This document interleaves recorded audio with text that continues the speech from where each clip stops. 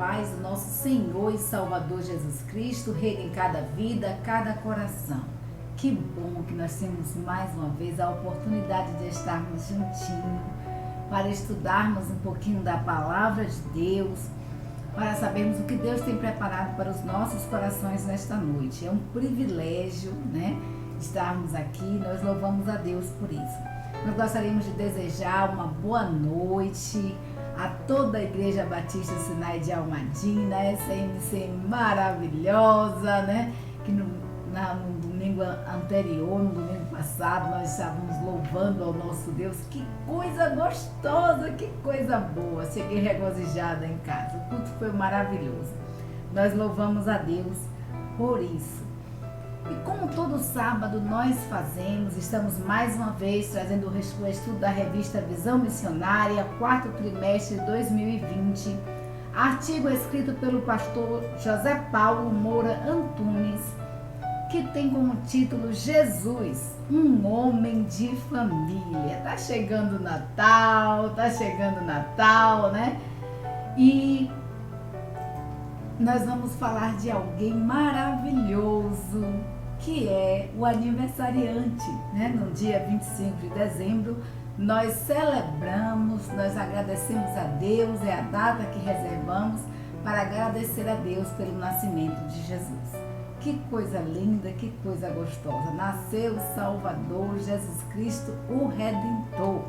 E esse Redentor é um homem de família. Nós falamos já há muito tempo que a família ela nasceu no coração de Deus, né? Deus tem um projeto todo especial para a família e não poderia ser diferente com o seu filho, uma vez que os dois, né, são um. Então, glórias sejam dadas ao nome do Senhor. Mas antes de mais nada, vamos orar ao nosso Deus? Convido você a fechar os seus olhos, a orar ao Senhor, agradecendo a Deus pelo dia que Ele te deu, por esta noite maravilhosa, pela oportunidade que estamos aqui e por nossa família, né? Vamos agradecer a Deus por nossa família? Santo e eterno Deus, Pai amado, glorificado Senhor, exaltado, ó Deus, seja o Teu nome sobre toda a face da terra. Pai amado, glórias, ó Deus, sejam dadas ao Teu nome. Senhor, muito obrigada. Muito obrigada, Deus, porque Tu tens um plano reservado todo especial para as nossas famílias. Obrigada, Pai, pela família que Tu me deste, ó Deus.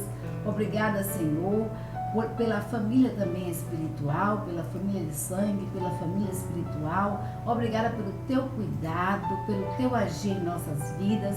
Muito obrigada, Deus, pela oportunidade que nós temos de mais uma vez estarmos aqui para adorarmos o Teu nome e estudarmos juntos, ó Senhor, a Tua palavra. Obrigada, Deus, por este privilégio, pela oportunidade que Tu nos concedeste. Abençoa nesse instante, ó Deus, a cada lar, Senhor. Toma, Deus, nas Tuas santas mãos, a cada lar em que a Tua palavra tem chegado, Senhor. A cada lar que a Tua palavra tem adentrado nesse instante. Senhor, sonda, Deus, a cada lar, a cada família representada por esta pessoa que está assistindo. Senhor, toma, Deus, nas Tuas santas mãos. Supre, ó Pai, a cada uma das suas necessidades, ó Senhor. E que o amor, o perdão, a harmonia, ó Deus, venha estar, ó Deus, reinando, Senhor, neste lar. Que Cristo seja o alicerce, ó Deus, de cada vida, de cada lar. Pai, muito obrigada, Senhor, por tudo. É o que nós te pedimos no nome santo de Jesus. Amém. Jesus, um homem de família, né? Nós falamos que a família nasceu no coração de Deus. Falamos também, né, sobre o encontro com Isabel, né? Nós falamos sobre a concepção de Jesus, aquela concepção extraordinária, aquela notícia extraordinária que Maria teve, né? E compartilhou com a sua prima Isabel. Mas hoje nós vamos estudar um pouquinho sobre o nascimento desse Jesus, né? Nós falamos sobre ali o momento que Maria recebeu, a emoção que ela sentiu, os temores, né? Mas o quanto ela agradeceu e reverenciou ao Senhor. E queridos, o pastor Antunes começa dizendo o seguinte, que Deus na sua infinita sabedoria, na sua onipotência, né? Deus ele poderia perfeitamente fazer com que Jesus viesse ao mundo de forma sobrenatural, como já adulto, né? já adulto, pronto, maduro, para exercer o seu ministério aqui na Terra. Nós vamos ver que o ministério de Jesus, o ministério público de Jesus, iniciou-se quando Jesus tinha 30 anos de idade, né? Que ele começou realmente o seu ministério terreno.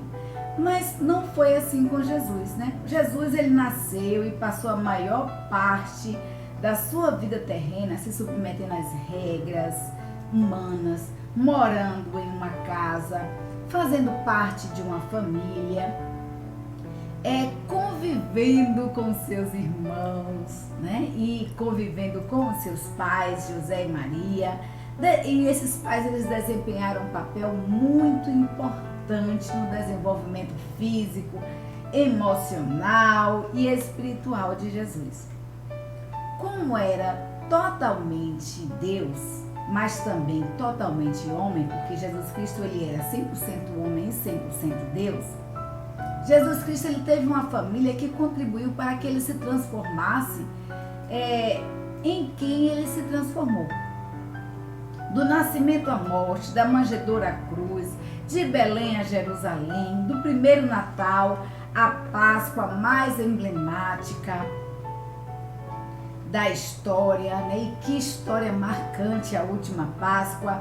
Ele e sua família nunca se separaram, nunca se apartaram.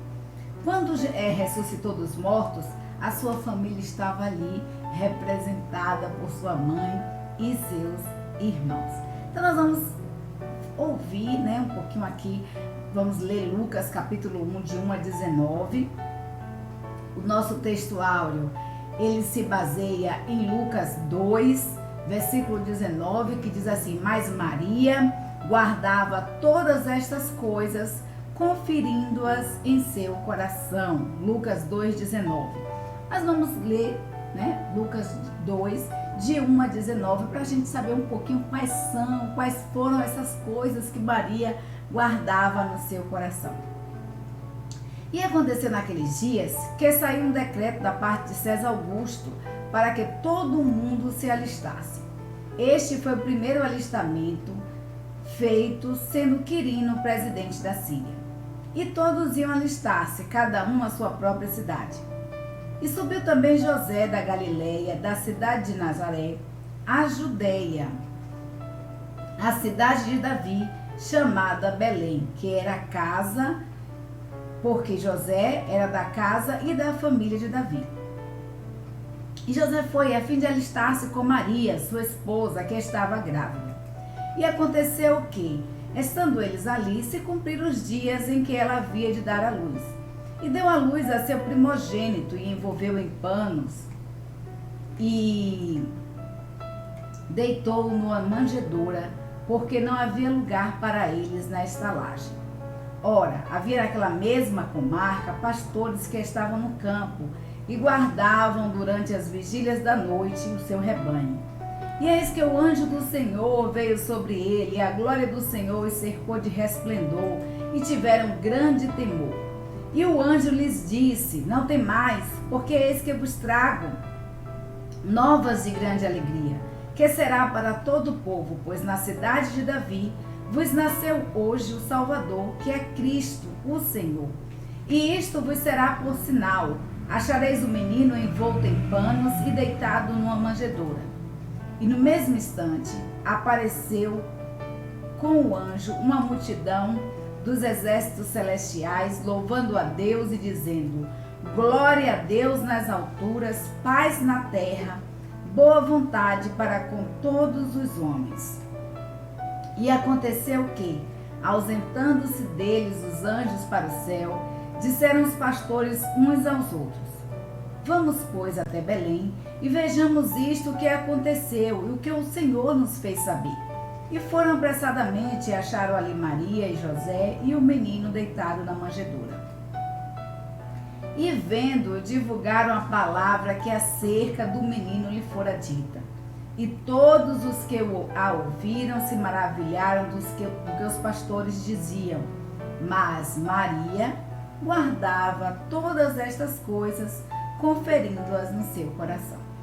Então, Maria recebeu, nós falamos aqui no estudo anterior que Maria recebeu a notícia do anjo de que ela seria mãe, né? E ela compartilhou essa notícia com sua prima Isabel, mas agora chegou o momento da concepção de Jesus. E a Bíblia nos diz que eles foram alistar-se e não tinham, queridos, lugar para eles se hospedarem. As estalagens já estavam cheias por conta da multidão que estava indo fazer o alistamento.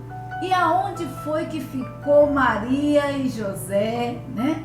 Ficou em uma estalagem e Maria deitou seu filhinho ali, Jesus. Ela teve a luz, né? E deitou Jesus ali em uma manjedoura. Mas a Bíblia nos diz que os anjos apareceram aos pastores. E os pastores noticiaram, né, que o que os anjos haviam dito. Os pastores falaram para Maria, para José e para toda a cidade o que é que os anjos falaram para eles, e como um exército celestial também veio junto com o anjo para anunciar a vinda de Jesus, o nascimento de Jesus. E a Bíblia nos diz no versículo 19 que Maria guardava todas essas coisas no seu coração, né? A confirmação, né, de Deus, como Deus havia preparado todas as coisas. Maria poderia ter ficado triste, porque olha, como é que eu posso dar a luz ao Filho de Deus e dar a luz em uma estrebaria, né? Como é que eu vou dar a luz colocar meu filho em uma manjedoura, sendo que ele poderia deitar em berços de ouro? Mas a Bíblia nos diz, né, que Jesus Cristo nasceu de forma simples, e Deus age, queridos, no simples. Mas o anúncio do nascimento de Cristo foi tremendo, foi de forma sobrenatural. E aí no capítulo 2, versículo 40, diz que o menino crescia. Que menino era esse? O menino Jesus. E ele se fortalecia em espírito, cheio de sabedoria e graça da parte de Deus, e a graça da parte de Deus estava sobre ele. E no versículo 41 e 42 a história continua dizendo: ora, todos os anos iam seus pais a Jerusalém à festa da Páscoa, e tendo eles já 12 anos, subiram a Jerusalém, segundo o costume do dia da festa. E aí no versículo 51 diz assim: e desceu com eles e foi para Nazaré, e era-lhes sujeito, ou seja, era sujeito à autoridade dos pais. E a sua mãe guardava no seu coração todas estas coisas. Olha, Maria guardou no nascimento de Jesus como foi o nascimento de Jesus. Maria foi guardando no coração o desenvolvimento de Jesus, né? E foi observando que Jesus, apesar de ser Deus, apesar de ser filho de Deus, era sujeito, respeitava seu pai, respeitava sua mãe, né? E a Bíblia nos diz no versículo 52 que crescia Jesus em sabedoria e em estatura e em graça para com Deus e para com todos os homens. Então Jesus Cristo, ele crescia feliz, ele crescia sábio, ele crescia não só no tamanho, na estatura, mas ele crescia também espiritualmente, e junto com isso ia crescendo o respeito da população, né? O respeito da cidade por aquele jovem, por aquele rapaz, por aquele adolescente, por aquela criança, né? Que crescia tão desenvolto em meio à cidade, que respeitava os seus pais.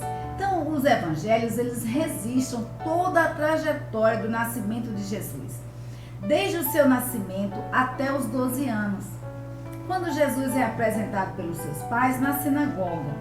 E aí, depois desses 12 anos que Jesus é apresentado pelos seus pais na sinagoga, os evangelhos agora vão registrar depois, né, cerca de 30 anos, né, Jesus que registra a volta de Jesus, o ministério público de Jesus.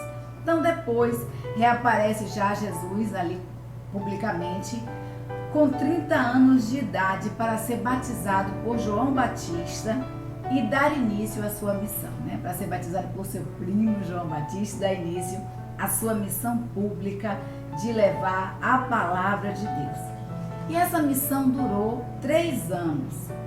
E aí, o pastor Antunes fala algo interessante, interessantíssimo mesmo, que provavelmente da fase da adolescência à fase da adulta, Jesus Cristo ele precisou assumir as responsabilidades da casa. Como primogênito, ele precisou cuidar da sua mãe e dos seus irmãos mais novos, por causa da viuvez de Maria, né? E a maioria dos estudiosos supõe que José morreu pouco antes de Jesus começar o seu ministério público. Então nós vamos ver que Jesus, a Bíblia nos diz que Jesus Cristo, né, aos 12 anos de idade, era sujeito a seus pais e a sua mãe, estava ali no templo, era costume da família ir ao templo adorar o Senhor. E quando nós falamos que a família de Jesus contribui para o seu crescimento, é porque a orientação, a educação, né, Jesus teve da família. E a família de José, de José e Maria, tiveram todo um cuidado para com Jesus, né? Tiveram todo um cuidado para com a propagação da sua palavra no seio da sua família. A família ela é muito importante para que cresçamos, não só espiritualmente, mas fisicamente, emocionalmente, para que possamos ser vistos também bem pela sociedade. Então a família ela exerce um papel extremamente importante. E Jesus, como um homem de família, aqui o pastor Antunes ele faz essa ressalva, que a Bíblia fala sobre a ida de Jesus ao templo aos 12 anos de idade, e depois os evangelhos vão falar agora de Jesus. Jesus reaparece com cerca de 30 anos. Então esses 18 anos que ficaram omissos, o que aconteceu na vida de Jesus, né? Aí alguns estudiosos acreditam que Jesus estava cuidando da sua família, recebendo também a orientação da sua família, aprendendo com o ministério de seu pai, que José era carpinteiro, né? Então Jesus Cristo estava aprendendo uma profissão, tinha orientação, né, com relação à palavra de Deus. E quando seu pai veio a óbito, quando José veio a óbito, Jesus, ele assumiu esse papel, né? Porque os filhos, eles assumiam as mães, né? Quando o pai vinha a óbito. Então, Jesus Cristo ele começou a cuidar não só da sua mãe Maria, como também dos seus irmãos. Então, no momento em que chegamos ao casamento de Caná, que já está em João, nós vamos ver o casamento de Caná da Galileia, ali em João 2, Jesus está só, né? Jesus está só ele, a sua mãe e os seus irmãos. José está omisso. Então, alguns estudiosos afirmam que nessa época já do casamento, Maria já estava viúva, porquanto José não é mencionado ali. Apesar de que, né, os evangelhos falam mais a respeito de Jesus e da sua mãe, porque Jesus é o personagem central, né, da Bíblia. Então Jesus era conhecido como filho do carpinteiro, profissão que aprendeu com José. Unigênito de Deus e primogênito de Maria, seus irmãos se chamavam Tiago, José, Simão, Judas e Jesus Cristo tinha algumas irmãs, cujos nomes não são mencionados na Bíblia. Chegou a sofrer a rejeição de alguns que custaram a acreditar que ele era o Messias prometido e aguardado. No entanto, Tiago, um dos seus irmãos, né, se destacou mais tarde como um dos principais líderes da igreja, além de se destacar como um dos escritores da Bíblia. Então, influência do irmão mais velho, influência de Jesus sobre a vida dos seus irmãos. Então, como toda família, né? A família de Jesus, havia alguns que discordavam também ali os seus irmãos. Será que realmente Jesus Cristo é filho de Deus?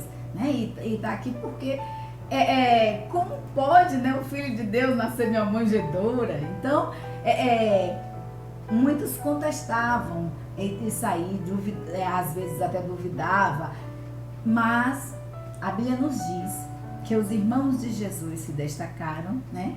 E que Tiago foi um dos escritores da Bíblia, e a palavra de Tiago a nós, ela é muito, muito interessante.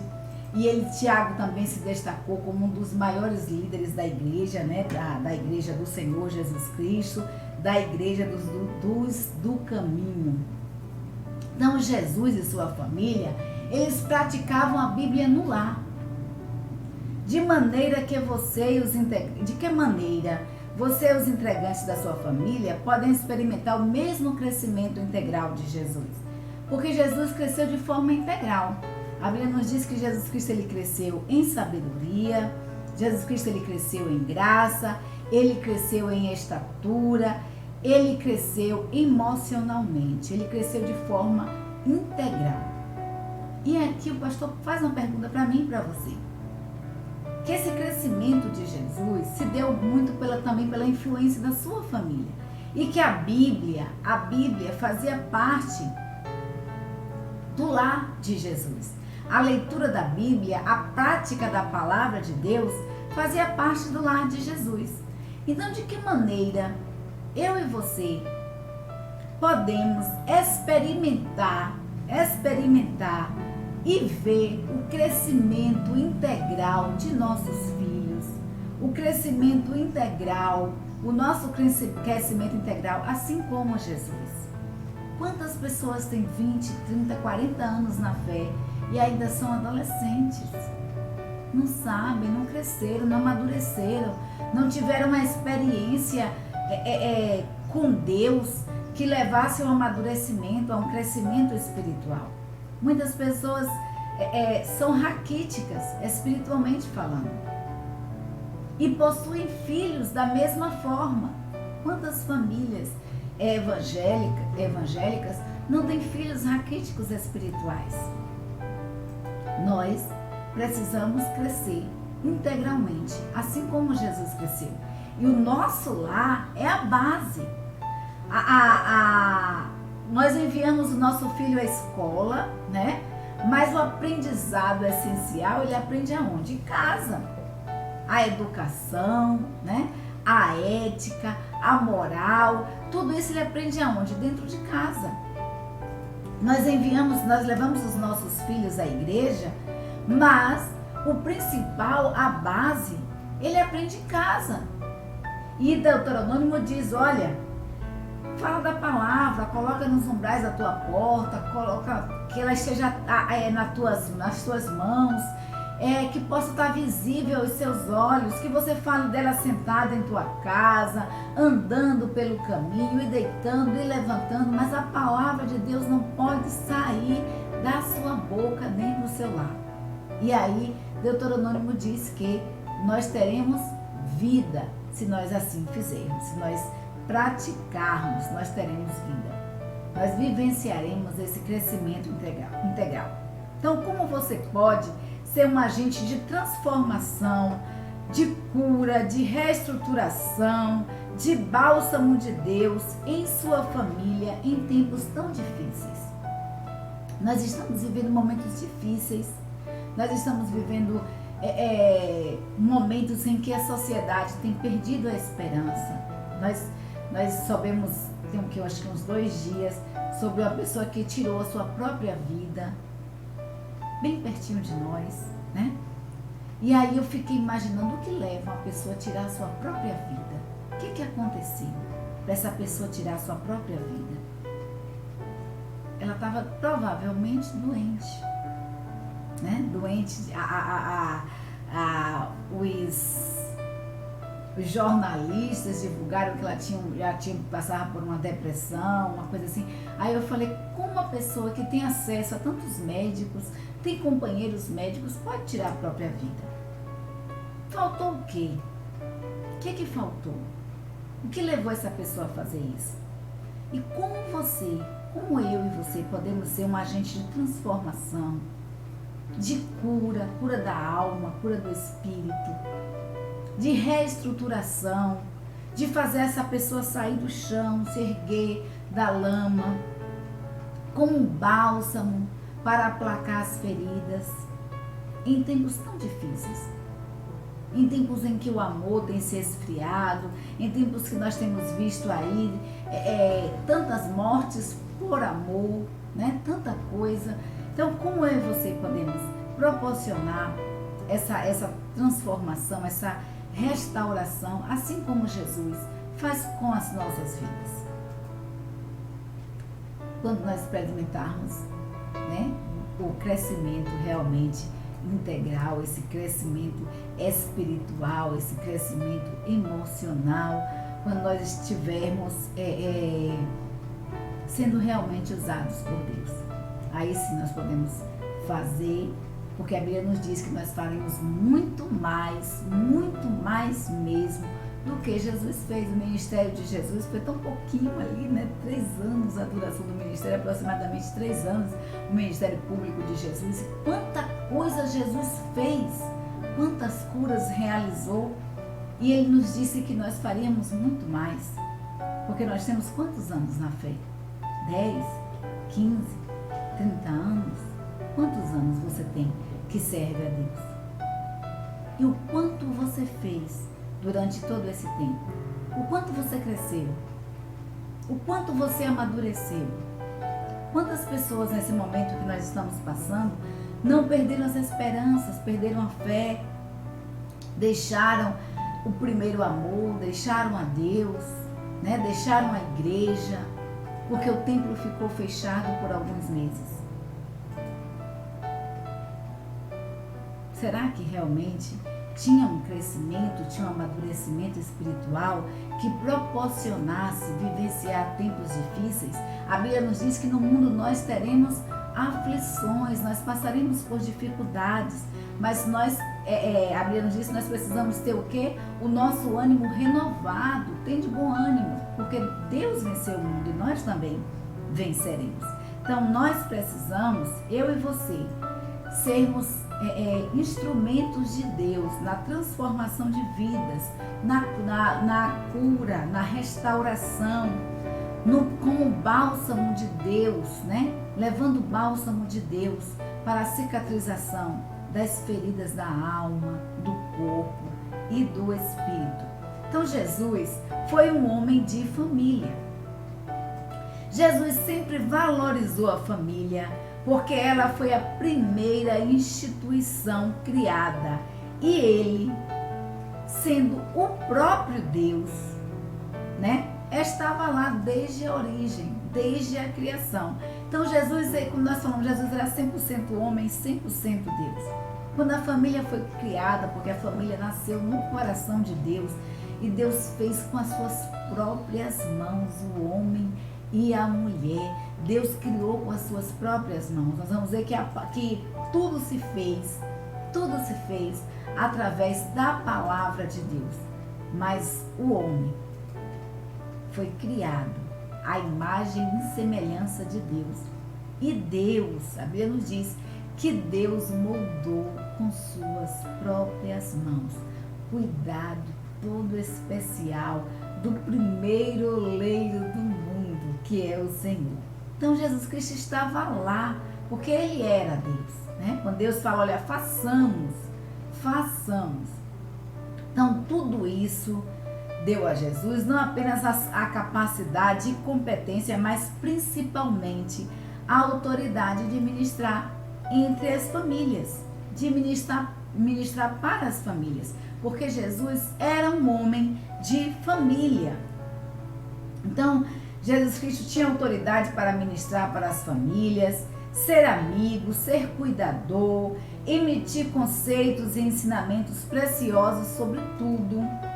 Ele falou, por exemplo, sobre a importância do casamento, ratificou a ideia da aliança conjugal e que somente a morte poderia separar o casal, tratou de temas pertinentes como o adultério, como o divórcio e a vida de solteiro, porque Jesus Cristo era um homem de família, ele estava entre nós e ele tinha autoridade pelo crescimento integral dele, pela sabedoria, né? Pela comunhão para com Deus. Jesus Cristo tinha autoridade para falar. Ele foi um exemplo de cuidado com os descasados. Ele destacou o valor da criança e o valor da mulher, quando nem sequer era contada. Então, em algumas das principais parábolas, Jesus colocou a família em evidência e o lar sempre como um pano de fundo. Então, nós vamos ver que sempre Jesus Cristo está ministrando no seio da família, ele está ministrando para a família, ele utiliza nas suas parábolas personagens familiares. Então, Jesus Cristo era um homem de família e ele sempre valorizou a primeira instituição criada por Deus. A pergunta que eu faço para você: você tem valorizado a sua família? Qual o valor que você tem dado aos seus pais, à sua mãe, aos seus irmãos, à sua sogra? Estava assistindo, me ajeitando ontem e ouvi, né, muitas piadas sobre sogra. E as piadas sobre sogra normalmente são de mau gosto, muito mau gosto, porque a nossa sogra é a mãe do nosso esposo, a mãe da nossa esposa, é alguém importante, porque se não fosse ela, você não teria quem você tem ao seu lado. E muitas vezes Satanás se utiliza de formas sutis, algo engraçado, né? Mas que fica marcado na sua mente. É engraçado, é divertido, você assiste, mas aquilo fica registrado. E muitas vezes acaba refletindo em nossas ações. Que valor você tem dado à sua sogra? Ela tem sido um membro importuno na sua família? Ou ela tem sido alguém que você ama, que você convive bem, que você aceita? Nós temos diferenças em nossos lares, porque nós somos pessoas diferentes e nós precisamos conviver juntos. E precisamos conviver, queridos, em harmonia. Nós precisamos conviver em amor, nós precisamos conviver em koinonia. Então o perdão, ele precisa ser exercitado no nosso lar. O amor, primeiramente, precisa ser exercitado em nossa família. Como eu posso falar e ministrar para famílias se eu não vivo bem com a minha? Eu estaria sendo hipócrita. Como eu posso falar de amor se eu não consigo amar aos meus irmãos? É hipocrisia. Então nós precisamos, queridos, valorizar a primeira instituição que nós fomos criados. E a forma como nós nascemos, o lugar onde nascemos, a falta de condição financeira não é desculpa para vivermos de forma desarmoniosa em nosso lar. Jesus nasceu em uma manjedoura. O seu pai terreno era um carpinteiro, mas Jesus cresceu valorizando a sua família, aprendendo a profissão do seu pai e era conhecido como o filho do carpinteiro. O filho do carpinteiro. Então, algumas das principais parábolas, Jesus usava a família, porque ele tinha autoridade. Os vizinhos sabiam quem era Jesus. Os amigos de Jesus sabiam quem era Jesus dentro do seu lar. O seu vizinho, a sua vizinha, sabe quem é você dentro da sua casa. Então, como você vai levar a palavra de Deus, você vai falar de amor, você vai falar de perdão, se você não valoriza isso dentro do seu lar? Se você não valoriza a sua esposa, se você não valoriza o seu esposo, se você não cuida dos seus filhos, não exercita o diálogo na família. Então nós precisamos, queridos, valorizar a família, porque a família foi a primeira instituição criada por Deus. A família nasceu no coração de Deus. Então Jesus amava tanto as famílias.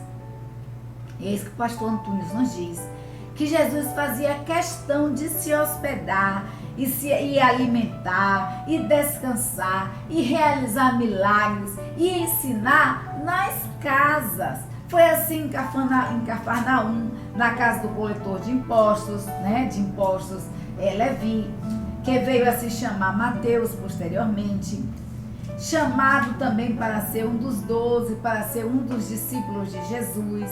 Provavelmente foi na casa de Pedro que Jesus ele curou a sogra de Pedro e ainda realizou o milagre da cura de um aleijado. Nós vamos ver que em Jericó, após o encontro inicial com Zaqueu ali na árvore, Jesus Cristo foi para onde? Desejou ir para onde? Para a casa de Zaqueu. Jesus Cristo foi para a casa de Zaqueu. Ali ele efetuou curas, restauração de vidas, transformação de vidas. E Jesus chegou na casa de Zaqueu e toda a família de Zaqueu foi salva. Após libertar um homem que foi possesso por uma legião de demônios, né? Jesus faz o quê com esse homem? Com ali o endemoniado de Gadareno. Ele curou o endemoniado de Gadareno. O endemoniado queria, né? Estar com Jesus. Mas Jesus disse o quê? Vai para tua casa, fala para os teus, anuncia os teus. Né? Então, apesar das insistências do endemoniado estar ao lado de Jesus, daquele que restaurou a sua vida, que transformou a sua vida, Jesus Cristo disse: retorna à tua casa, abençoa o teu lar. Nós fomos transformados por Deus para transformarmos as nossas famílias, as famílias dos nossos vizinhos, para levarmos cura, restauração às pessoas as quais nós conhecemos. Então a intenção era que a família daquele homem também conhecesse a Jesus, que também ouvisse falar de Jesus, através do próprio homem que foi transformado. A nossa família precisa ouvir falar de Jesus através das nossas vidas. E só podem ouvir isso se nas nossas vidas houver transformação, houver mudança. Nós vamos ver que o endemoniado de Gadareno, a Bíblia nos diz que ele se soltava das prisões, andava por sepulcros, né? E Jesus Cristo faz uma transformação naquele homem de tal forma que as pessoas não estavam reconhecendo. Aquele era que tinha uma legião, que tinha mais de 1000 demônios. Era aquele homem. Nossa, a nossa família deve olhar para nós e dizer assim: essa é Paulina, aquela Paulina que eu conhecia antes. Nossa, como mudou. Essa é Ana, essa é Joselita, é Maria, é Marivone mesmo, né? Olha como mudou. A nossa família precisa ver essa transformação em nós e precisa ouvir de Jesus através das nossas vidas, não só pela nossa boca, mas pelas nossas ações, pela prática das nossas ações em nosso lar. Então, depois que Jesus Cristo curou uma mulher que sofria de hemorragia, Jesus ele foi para a casa de um homem chamado Jairo, chefe da sinagoga, e lá ele fez o quê? Ressuscitou a filha única de Jairo. Certa vez, ele foi à casa de um dos chefes dos fariseus, e ali se achava um homem sofrendo de inchaço nos braços e nas pernas, e imediatamente Jesus curou, se compadeceu daquele homem e curou aquele homem, mandando-o de volta para a sua casa. Em Caná da Galileia, aconteceu o quê? Jesus se compadeceu de um casal, né, que estava ali realizando as suas bodas, e no dia do casamento, por causa de um imprevisto, faltou o vinho, né? E a Bíblia nos diz que ali começa, né, o primeiro milagre de Jesus de transformar a água em vinho. Então, em Betânia, Jesus Cristo ele cuidou de 2 irmãs que estavam decepcionadas, que não sabiam o que iria fazer, porque o seu irmão Lázaro havia morrido. E em outra ocasião, Jesus Cristo resolve o conflito também que houve ali na família dessas mesmas irmãs, né, em que uma estava ali na labuta preparando o alimento para Jesus e a outra estava sentada aos pés de Jesus, ouvindo Jesus falar. Então Jesus vai e consegue conciliar aquele conflito que surgiu quando ele estava no lar. Quando Jesus Cristo está em nosso lar e surgem conflitos, surgem problemas, a palavra de Deus, a presença de Jesus nos dá a solução. Então nós precisamos ter Jesus em nosso lar. Então quando Jesus entra na casa de Naim, na cidade de Naim, ele ressuscitou o filho único de uma viúva. Certa vez, atendendo o apelo de um pai, ele curou um filho que estava endemoniado. Após a sua morte e ressurreição, no caminho de Jerusalém para Emaús, Jesus encontrou 2 seguidores entristecidos. Mas antes que se despedisse, um deles convidou Jesus para entrar em sua casa. E o que é que Jesus faz? Jesus entra na casa, né? Porque já estava tarde, Jesus aceitou isso aí, e no partir do pão à mesa, Jesus Cristo ele foi reconhecido pelos 2, e os 2 se alegraram, e Jesus Cristo, né, restaurou a alegria daqueles 2 homens. Jesus Cristo restaurou a alegria naquele lar, porque aqueles homens tiveram a certeza de que Jesus estava vivo. Então, desde os tempos de Jesus, as casas sempre foram o centro principal da propagação do Evangelho.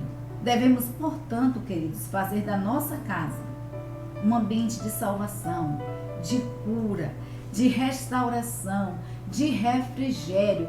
A nossa casa precisa ser lugar de harmonia. A nossa casa precisa ser um lugar onde nós nos sintamos bem, onde nossos filhos se sintam bem, onde nosso esposo se sinta bem, onde a nossa esposa se sinta bem, onde os membros da nossa família se sintam bem.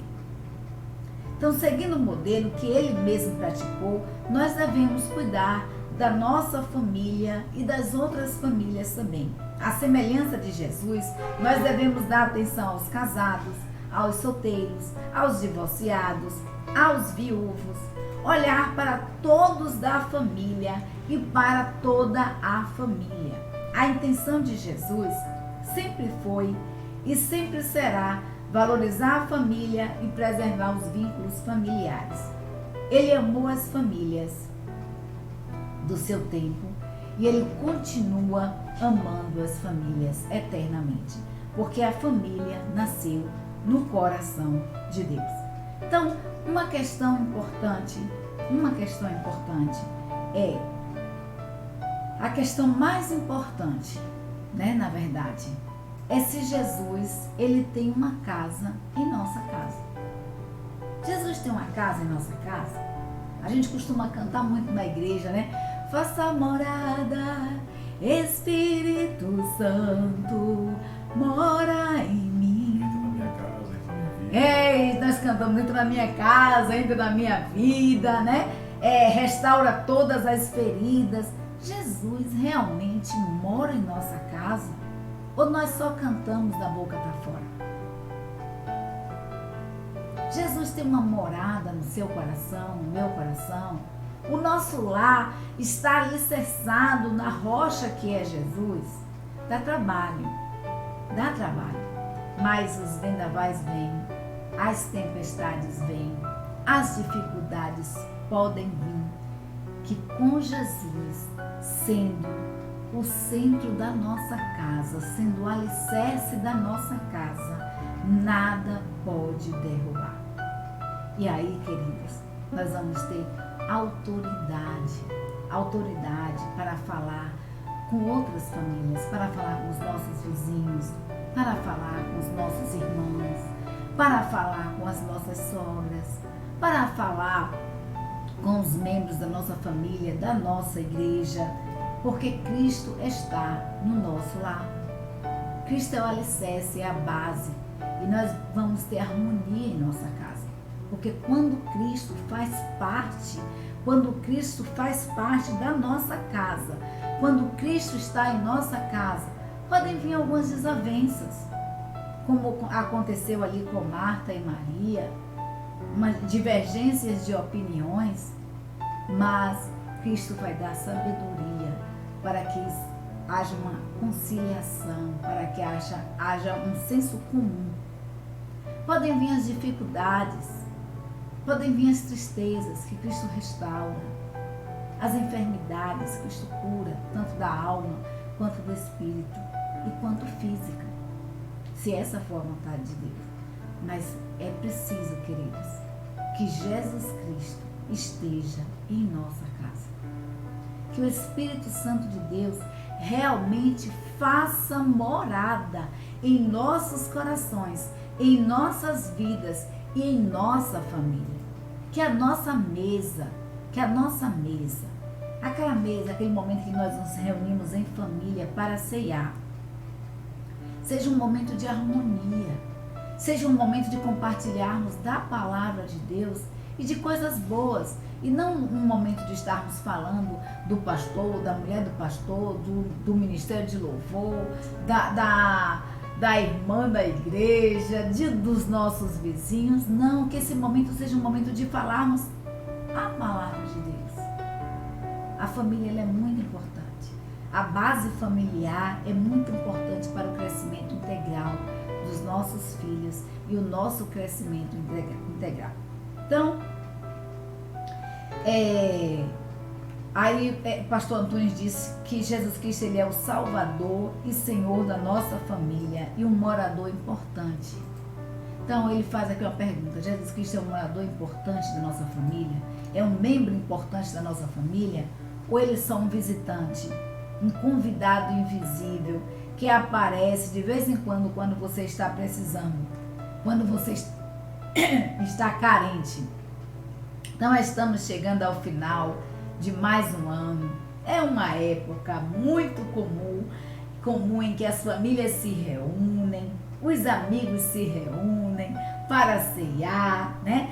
É um momento ali muito importante em torno da mesa, de compartilharmos aquele peru, o glu-glu, como eu costumo falar com meu neto, né? De estarmos compartilhando o alimento e também, queridos, de estarmos celebrando o nascimento de Jesus. É tempo de festa, é tempo de celebração, é tempo de reencontros, né? Onde muitas vezes nossos familiares, que há muitos anos nós não víamos, vêm às nossas casas. É tempo também de recomeço, onde nós fazemos planos, né? Projetos. Então são novos planos, novos projetos. É tempo de sonhar para 2021. É tempo também de realizações, que você vai computar o que você fez em 2020 e ver quais projetos você realizou e quais foram protelados para 2021. Tem um projeto que acho que quase todo mundo protela, tá? Acho que principalmente as mulheres. Dieta, né? Porque sempre a gente fala, vamos começar na segunda, mas toda semana tem segunda-feira, então fica difícil executar esse plano. Mas nós temos muitos planos e no Natal é o tempo que a família toda se reúne, que a gente, no final do ano, a gente sempre a gente revê o que a gente fez no ano, né? E nós temos sonhos e projetos, então que aproveitemos essa oportunidade de familiar tão grande, de festa, de celebração, uma oportunidade que é propícia para convidar e colocar Jesus no lugar que Ele deseja estar e permanecer, que é a nossa casa, que é o centro das nossas vidas, o centro do nosso lar. E para guardar no coração, eu deixo para vocês o que diz 1 Timóteo 5, versículo 8, que diz assim: mas se alguém não tem cuidado dos seus, principalmente os da sua família, negou a fé e é pior do que o infiel. Por que pior? Porque você conhece a palavra, porque você conhece a Deus. Então valorize, cuide da sua família, cuide da sua sogra, do seu sogro, do seu tio, do seu irmão, do seu pai, da sua mãe. Cuide da sua família, ame a sua família, exercite o perdão. Então, quando nós buscamos a Deus e a sua palavra, cuidar, amar e zelar pela nossa família é algo natural, porque o Espírito Santo de Deus habita em nossos corações. E esse Espírito Santo, ele é espírito de amor, é um espírito de paz, é um espírito de perdão. Então, queridos, ame a sua família. Faça do seu lar um lugar de harmonia, de habitação permanente do Senhor Jesus Cristo. E eu desejo a cada um de vocês, de todo o coração, que Deus abençoe a sua família, que a sua família seja próspera, seja um local de harmonia, que Cristo seja o alicerce do seu lar, que as bênçãos do Senhor sejam derramadas sobre a sua família. E nós desejamos, a Igreja Batista Sinai de Almadinha deseja a você um Natal, um feliz Natal, um Natal repleto das bênçãos do Senhor, um Natal repleto de realizações, um Natal repleto de felicidade, e que 2021 seja um ano feliz, seja um ano abençoado por Deus. Só para lembrar, o culto de Natal será quinta-feira na igreja, dia 24. Dia 24, quinta-feira agora, dia 24, é o culto de Natal, né? E ali na Igreja Batista Sinai de Almadinha, e você é o nosso convidado especial para estar juntamente conosco celebrando o nascimento do Salvador, o nascimento do Redentor. Então, um feliz Natal e um ano de 2021 abençoado para você e a sua família. Que Deus nos abençoe. Um beijo no coração para cada um de vocês.